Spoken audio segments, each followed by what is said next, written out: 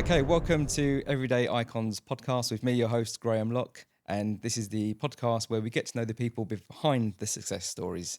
Today, I have a very special icon guest. This man is the CEO of Betterhomes in Dubai. Welcome, Ric Waind. Thanks, Graham. Thanks for having me. No problem at all. Lovely to see you. How are you? I'm good. Slightly feel a little bit strange being called an icon, if I'm honest with you, Graham. But other than that, An everyday icon. an everyday, yeah. It's fine. The sort of bog standard icon. We'll go with that one. Yeah, so Ric, give me a quick summary of your career, how you ended up here in Dubai as well. Okay, great. So yeah, look, as I often tell people, I studied law for 4 years and practiced law for 4 days. Really early decided that wasn't for me, and I sort of fell into estate agencies. Many people do. Saw an advert on the back of a newspaper one Sunday. Somebody, I think, on a surfboard, and it was sell properties in London. You know, OTA £80,000. And as a 22-year-old at the time, I thought, yeah, that sounds fun. I thought I'd do it for a year. I ended up working there. That was at Foxtons. I ended up working there for about 10 years.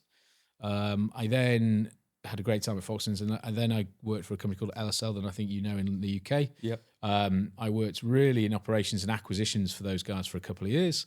I was then given the opportunity to become a regional manager director. I think I was their youngest regional manager director at the time.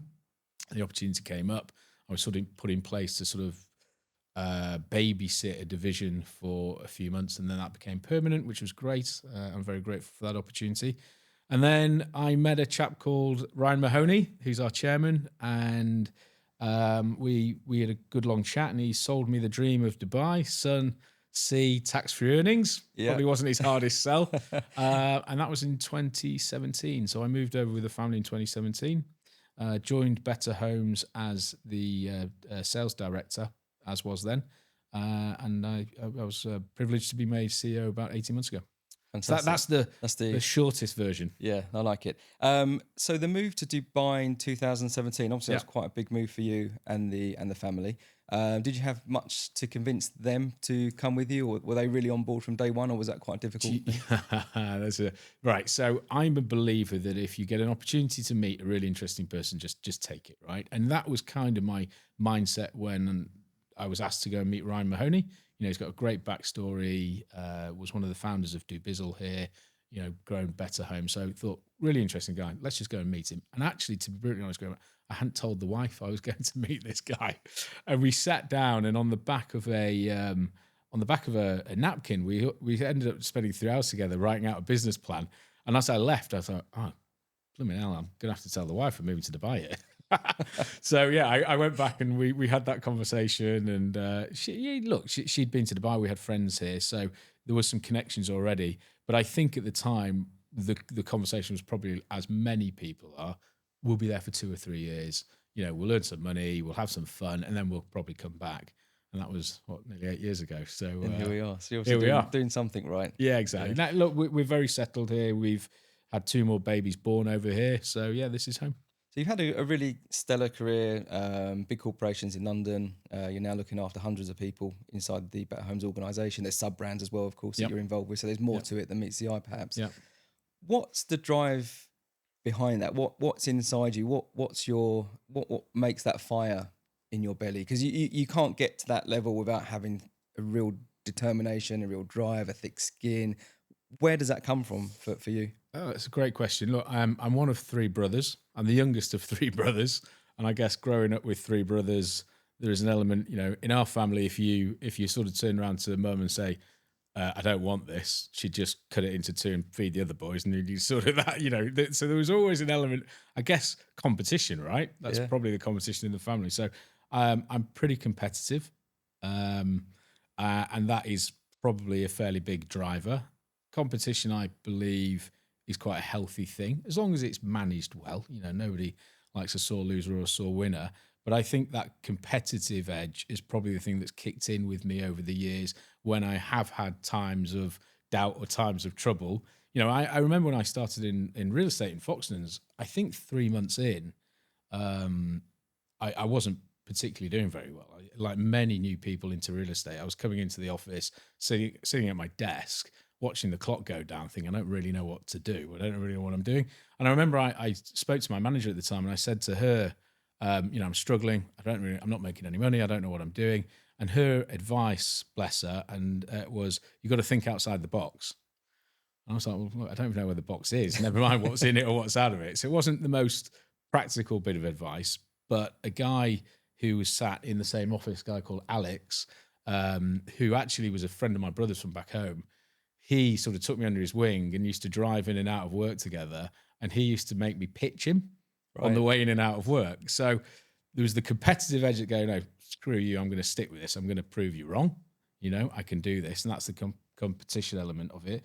But I guess the other bit is throughout my career, I've been fortunate to find the Alexes out there, the mentors out there, even from, Alex just helping me get my feet of what to say when I'm talking to landlords and sellers, Yeah. through some really other good mentors along the way. So Yeah. bit of luck, a lot of competitive drive, I guess. And I guess the last thing is, I've enjoyed it. I enjoy the journey.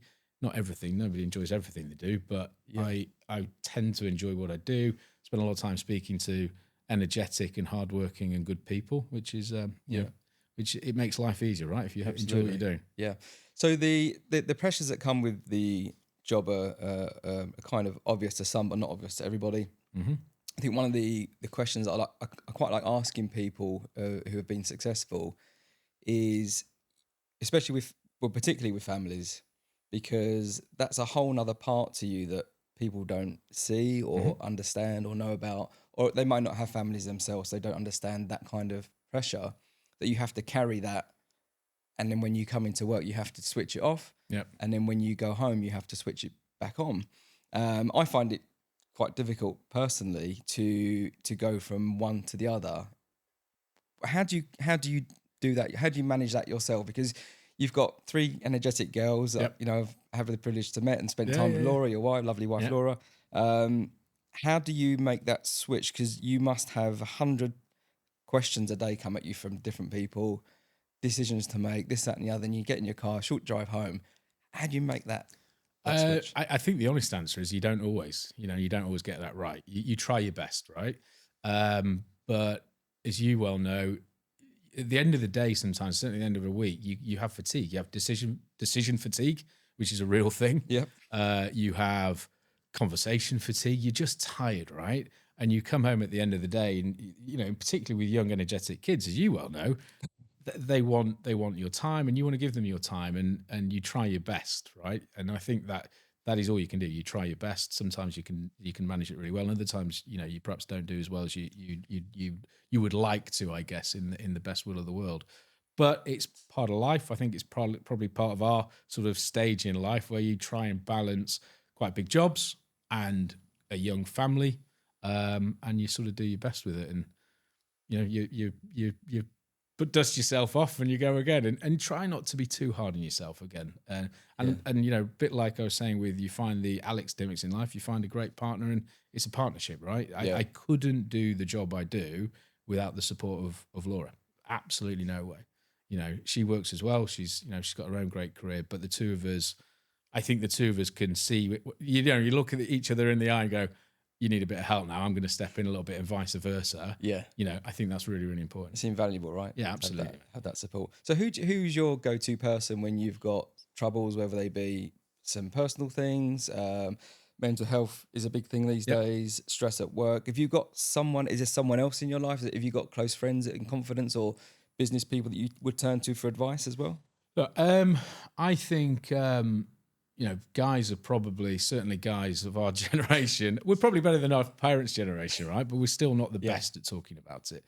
But I'm lucky enough. My dad, I'm very close to my dad. I had an hour on the conversation with him yesterday. He's very, very, very good. And again, within the business, we are a supportive company. One of the reasons why I chose to work at Betterhomes, and I've stayed at Betterhomes for so long, and Betterhomes really is my sort of forever business now, is within that, I do think we've got a very supportive network and framework. I work very, very closely daily with Ryan still, and the two of us work and bounce off each other. And again, we can have a pretty open relationship of, if there's stresses and all the rest of it. So yeah, I try and build those networks around, but as I say earlier, you don't always get it right, and sometimes I just need to be on my own. And that's sort of the other thing. It's true. Sometimes I don't know about you, Graham, but sometimes again, you got the family, you've got the office, you've got the work. It's a million things coming at you a million miles an hour. Yeah. Sometimes you just need to unplug, right? You just need to unplug from it, go away somewhere, have a bit of, it's cliche, but have a bit of you time, have a bit of Rick time, Yeah. and sort of decompress. And for me, that's probably the desert over here, the desert of the mountains. Yeah. Interesting. So, is there something? Is there like a non-negotiable in your routine that you have to do to get that downtime? Because I think sometimes if you leave it and just take the downtime when you right at the last minute, Blow becomes up. it becomes Yeah. critical, right? But if you've got a non-negotiable thing that you do Yeah. for you every Yeah. week, or Yeah. It's probably the gym. okay, So the gym is Mondays, Wednesdays, Fridays at 5:30. right, And going back to sort of the support with each other, Laura then does Tuesdays, Thursdays, and at the weekend long runs. So she's a runner. I can't run. I've got bad knees and bad ankles, right?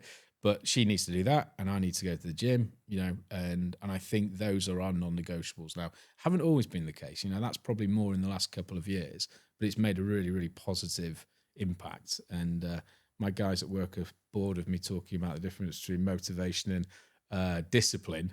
But having that, because I'm never motivated. When the alarm goes off at 7 a.m., I'm never motivated to get out of bed. yeah, All I want to do is roll over and go back to sleep, right? But, the discipline that we both now have to do that early in the morning, get up and get out and be back in time for the kids then, who are then getting up and do breakfast with them. So you can still have that family time. I think that's our non-negotiables and has made a really big positive impact. yeah. And something, if you'd asked me in my sort of late 20s, early 30s, do you like getting up at 5 a.m.? I'd be like, no, I go to bed at 5 a.m. Yeah. So that's been a big change. And what's the key for you to stay organised? Again, as a business person, you've got lots of different things going on during the day, meetings after Yep. meeting after. You said today you've booked some time today to focus on something after this, which Yes. is great. Yes. So, what's your key to managing your diary and making sure you're never late or you don't miss or you do a wrong decision? How do you organise yourself? Do you know, Graham? It's probably, I'll keep sounding like this. It's probably something else that I don't do as well as I should. I'm better. I used to tell people, what are the key traits to being a successful salesperson, successful real estate, and you'll reel off a lot of things. But one thing is organization, because in order to be successful at anything, it's about managing volume. And that could be you're a estate agent, if you're doing a lot of deals, you're managing volume. And if you're running a big business, there's a lot of things going on. And I think we've got 12 companies within the group. So there's always a lot of things going on. So you have to be able to be organized. It isn't my natural state, probably like a lot of good salespeople. It is not our natural state. So you have to work on it. Yeah. So a couple of things I do is one, I've got a great lady who supports me, Roxy. She supports me with the diary and helping with that side of things. I'm a big list writer. I think it was Margaret Thatcher once that said happiness is a ticked off list, and I'm a little bit like that. So every single day I have my day book, and it's a bit sort of old fashioned, but I write out my list of things to do to the day, and as I go through, we tick them off.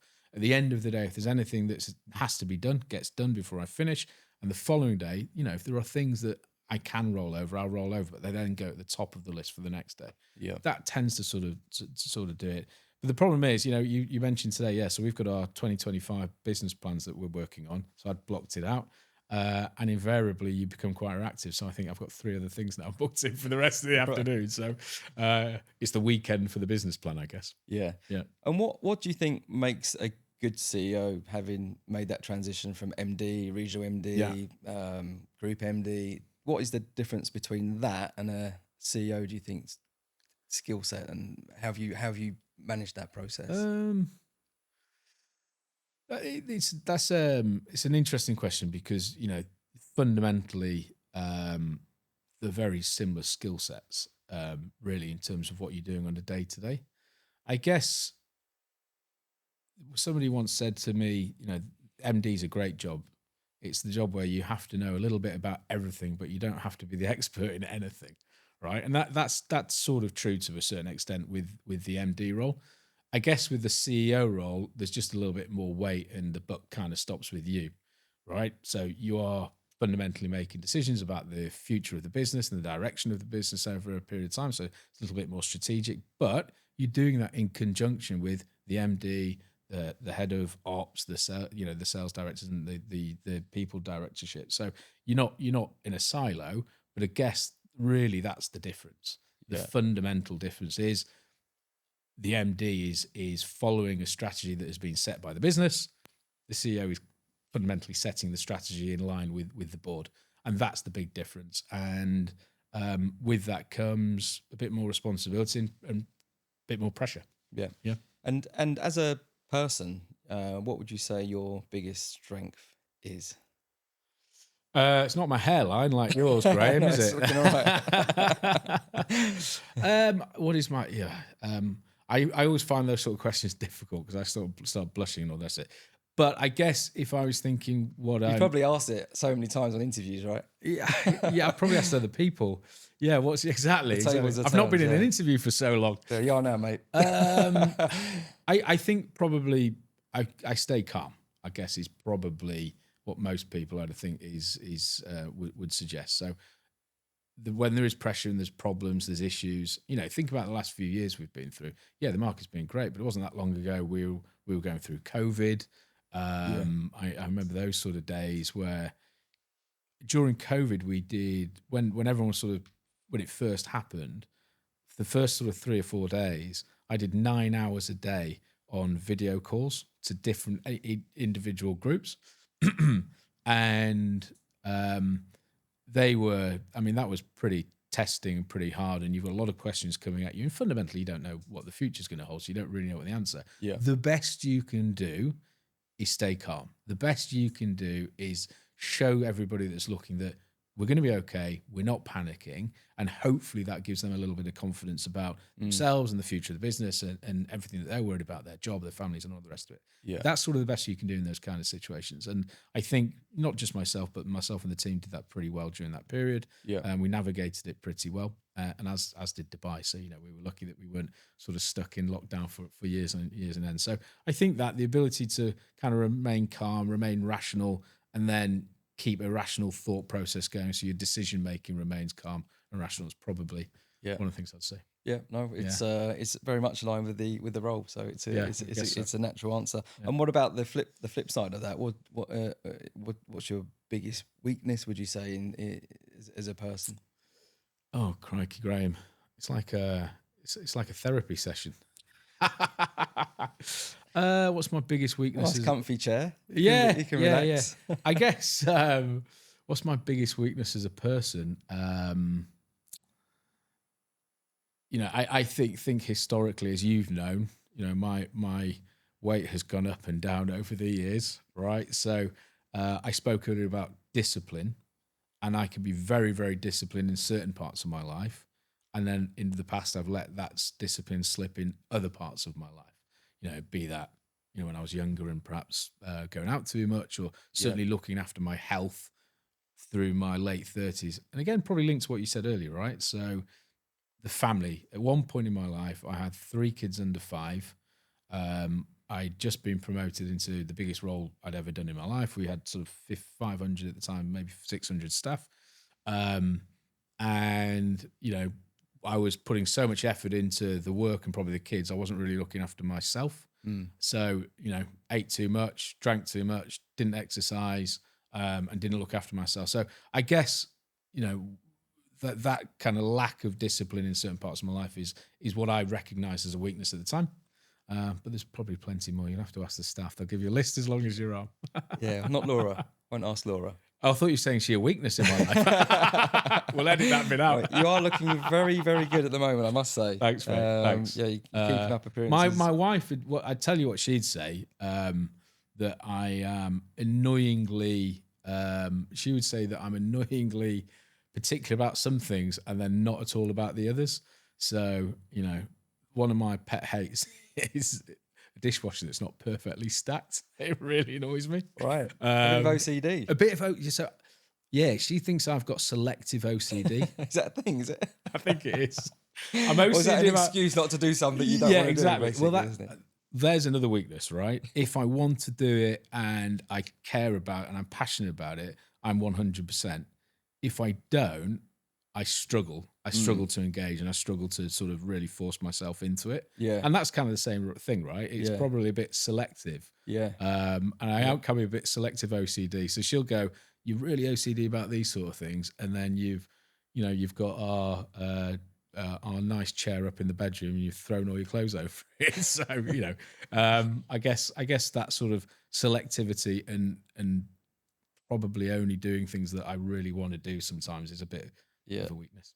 All right. And well, I've known you for a couple of years, and probably Longer, two and a yeah, half years now. yeah, We've got to know each other, yeah, which has been great. And you strike me as someone whose mind is almost overactive. yeah, Because we can have a conversation and then it will flip to something else very, very quickly. It's my fault as well, yeah, because I think we're both yeah, sort yeah, of yeah, yeah, yeah. always thinking and thinking and thinking. Is there a line that you've at a point in time mentally where you've got to a point where all of that noise has got too much, or you've recognised it before it's too late? To go, whoa, hold on a minute, this because you think Um, 100 miles an hour, and that's doing something constantly to you that's probably not very good in the background. But do you yeah, recognise? Is there a point where you've ever got to where you've gone, I don't know if I can do it? I don't know if I've ever got to the point where I just go, I'm sat in a car thinking I can't do this.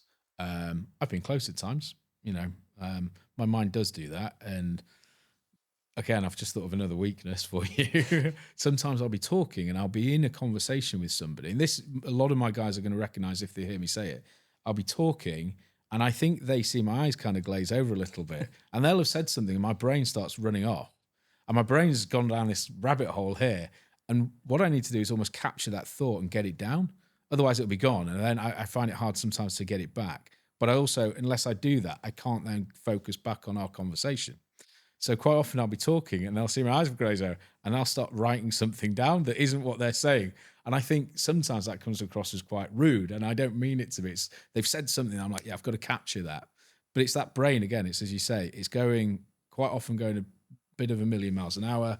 But have I ever sort of sat there going, I can't, no, I haven't, if I'm honest, but it's been close. There have been times where, again, young kids, a lot going on at work, tough times at work. Work can be challenging at times. Yeah. Where you do sort of sit there sometimes and go, Jesus, I need a break. Yeah. And we take breaks, right? I'm a big believer in people getting away, having a bit of time off. Yeah. My wife tells me I should turn the phone off when I go, but I can't. Yeah. I tend to sort of try, if we go away, I try to sort of do an hour or so of work in the morning and get it done. And then I can try and switch off for the rest of the day. Otherwise, I am constantly checking. Yeah. Are you good at taking time off yourself? I'm good at booking time away. Taking time off mentally is probably a slightly different thing. No, I'm not particularly good at that. I don't think I've been away in the last sort of 5-10 years where I haven't worked every day that I've been away. Right. And I don't mean I'm sat there 6 hours a day. I'm not, but and log on for an hour. There'll be calls coming. I'll take calls throughout the day.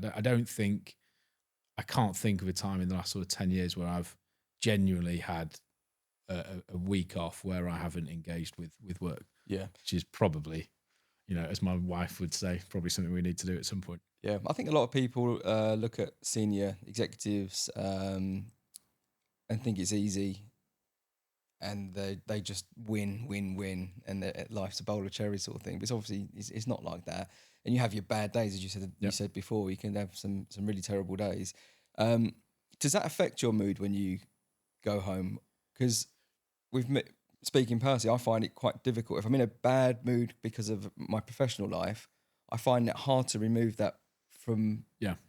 The kids want to do a puzzle or they want me to watch a cartoon, and I'm just the last thing on my mind is doing a puzzle or watching a cartoon. Oh, it's probably a good thing to completely detach from reality and go and do something with them. Yeah. But how do you find that in your own head when you're having a really bad day? Well, same as a good day, I suppose. You can take a good day home with you, and the kids will know, or Sarah would know if I've had a good day. Yeah. Just straight away. But she'll also read me like a book. Yeah. Look, the other way.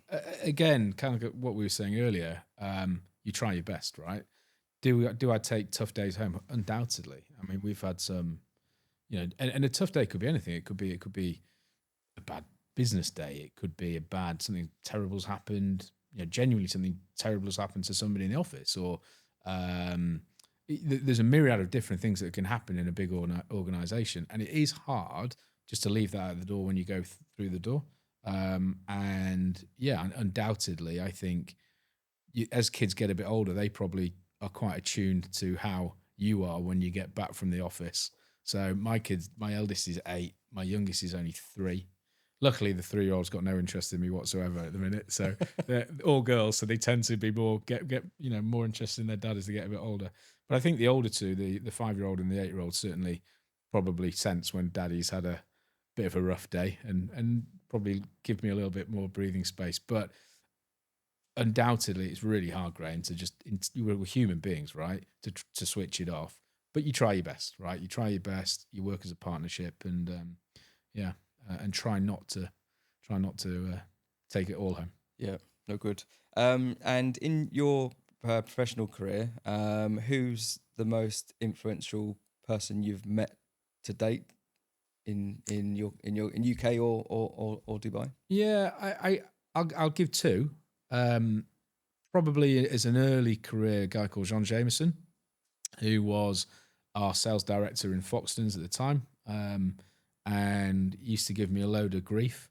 Really, really pushed me. Told me, I think he was probably one after 3 months who told me he didn't think I could do the job. I was like, I'm going to show you. But he was and is, a real mentor. We worked together for about 10 years. He gave me some of my first opportunities. I learned an awful lot from him, and he remains a really good friend. And I know somebody, if I needed to, I could call up. And then probably the second one is Ryan, that I work with today. Ryan again has given me some great opportunities in my life. He's done some incredibly exciting entrepreneurial elements, and it's his entrepreneurial elements and entrepreneurship that I've really sort of taken on for the last sort of 4 or 5 years as we've grown businesses together, started business, closed some businesses together. I know he's had a real impact in my career and my learning. So those are the two. Those are the two. Okay. And what is your biggest fear professionally? My biggest fear professionally, I was going to tell you, getting found out. Oh, I don't know. It's one of those things, Graham, that I don't think you can kind of live your life thinking about that sort of thing. Do you know what I mean? Things happen on a daily, weekly basis. Markets go up, markets go down. People come, people leave. Good staff come along who you've worked with for years and you've mentored and you've grown, and they go off and do new things, which you have to wish them well. So there's nothing that we've been through. COVID, we've been through the financial crisis. I was running a team of 70 or 80 during the financial crisis in 2008, and we had to make a third of them redundant that day when Lehman Brothers went down. So we've lived through some pretty challenging periods in real estate, as you have as well. So there's nothing that sort of really I have as a sort of deep, dark fear in the career. I don't think. Good answer. Yeah. Very good answer. Yeah. And in terms of success and life in general, what does success look like? Life success look like for you? Longevity, being healthy, fit these days, as we've spoken about a bit. That's sort of big keen on at the moment. Being happy, happy family, happy in myself, and happy in what we do. And then from a business point of view, we've got some big ambitions, and I'm not happy unless we are as big as we could be and as good as we could be. So my ambitions with the business are big over this next few years, both Betterhomes, but also the wider group. Linda's Real Estate, we've got some very big plans for those guys. And I guess with that side of it, what does success looks like? Well, that metric keeps moving, right? And I think that metric will keep moving. 4 or 5 years ago, it was grow a network of businesses. Great, we've done that now. And then it was make sure they're all profitable. Great, they're all now profitable. Now it's can we be the biggest property business the Middle East has ever seen, and then take it into Europe and Australia and other things. So it's going to be a busy sort of 5-10 years ahead, I think. Yeah, fabulous. And one that sort of taboo subject we'll finish on is money. Yep. It's a dirty word for many people. Don't like talking about it. Shouldn't be though. Money, no. And I think it's a good point that when you come from the UK to Dubai, it's quite a big shift in that mentality. That in the UK, it feels like everyone can be sometimes a bit envious of people that've got it. Yep. Whereas Dubai, people are more happy to see it and they encourage it, and it's quite a nice place to flourish in that sense. But how important is it to you? Money makes the world go around, etc. We all need it for certain things. My opinion that gives you choice and freedom, Correct. which is a nice to have. Yep. What's your relationship with it? Look, there's the old saying, isn't that money doesn't make you happy, but I tell you what, it takes away a lot of the stresses that make you unhappy. Fundamentally, I fully agree with you. Money gives you choice and it gives you options, and what you do with that choice and options then probably will have a bigger impact on whether you are happy or not. Okay, so you've got to use your money well. You've got to use your money wisely.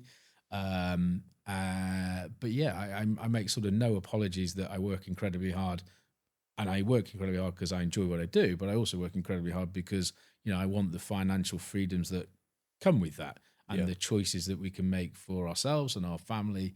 That's important to us. Yeah, fantastic, Rick. It's been an absolute pleasure to have you on. Great. Thank you so much for coming. Thanks, Graham. You not even mentioned my. Oh, I did. Let's mention that. Yeah, I said I would. So you've got something rather interesting going on your middle finger there. I cut my finger this morning, and rushing here to see you, the only sticker we had was a choice between a princess sticker or a Paw Patrol sticker. So I went with the Paw Patrol. Well, at least it wasn't an Allsop sticker, eh? Yeah, it should have been like a Chanel sticker on the money question. But yeah. Thank you, Graham. Thanks so much. Fun. Yeah, great to have you on. And anyone watching and listening, thank you for tuning in. Remember to subscribe to our podcast for more icons coming soon.